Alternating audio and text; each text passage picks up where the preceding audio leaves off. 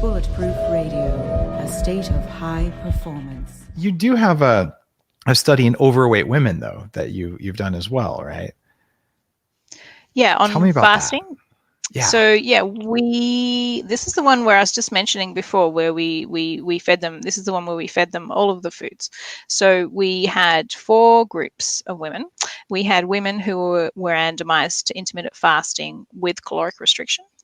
We had a caloric restriction group, so they were energy matched, and provided all their foods. And then we had a group of intermittent fasting people that were not energy restricted, so no caloric restriction. And then we had the control group. So the intermittent fasting group fasted for 3 days per week from 8 a.m. So they had breakfast, and then they fasted for 24 hours. And then the next day the intermittent fasting restricted people ate at about energy balance. And that is providing the same amount of calories as 70% restriction every day. These are all women, though, right? Just to be all super. Women. Okay, that's really unusual, because not that many people have done women fasting studies, especially with the degree of comparing 70% of normal calories, 100% of normal calories. Yeah. Kind of summarize the results for listeners, because this is really important science.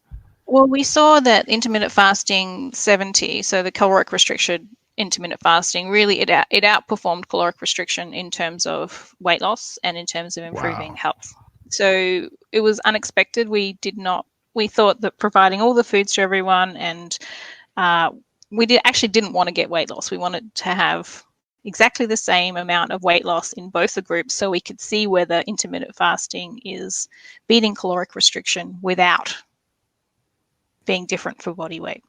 And the science never works out as you plan it exactly, but so we did see that the intermittent fasting group lost a little bit more weight than the caloric restriction group, and they had better improvements in their health, so greater reductions in diabetes risk markers and greater reductions in cardiovascular risk markers than the calorie restriction group.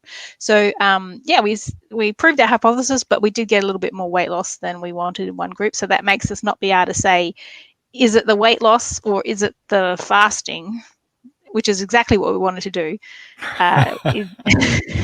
which is better. So it was a little bit disappointing in the end.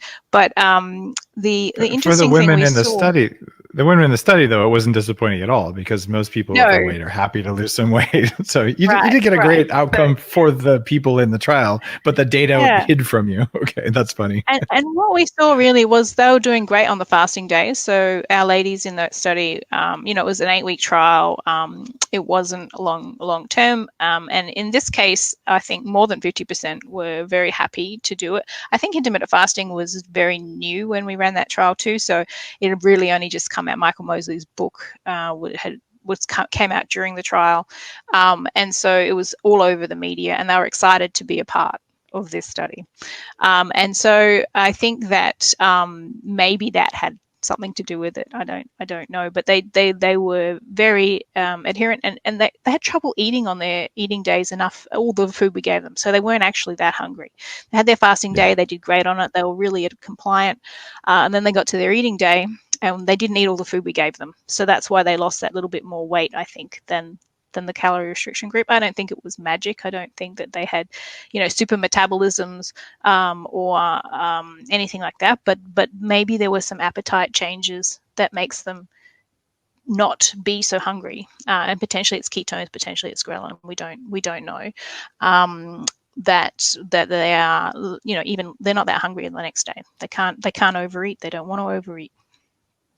The hunger suppression part of fasting is very interesting. This is about 12 years ago, I was working out the principles on the Bulletproof diet, which is a cyclical keto thing with intermittent fasting and a little bit of time restriction in it.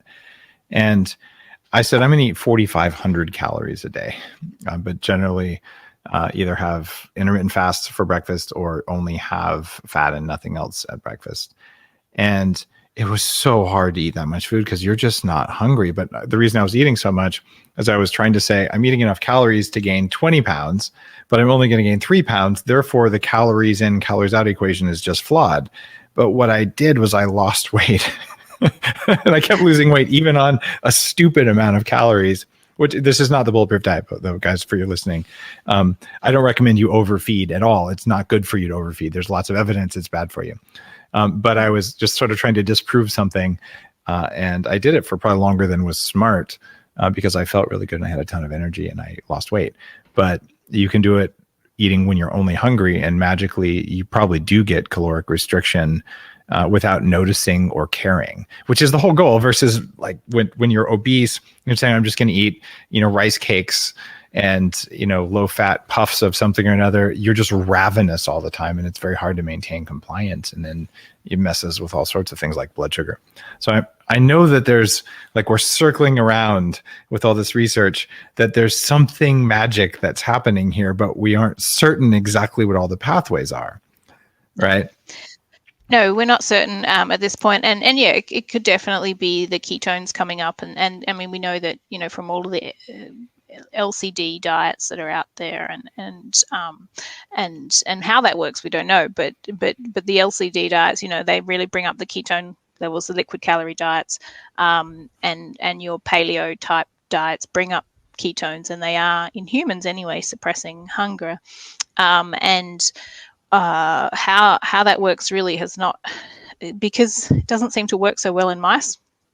And so they can't test the mechanisms quite so well as they can do in a mouse model.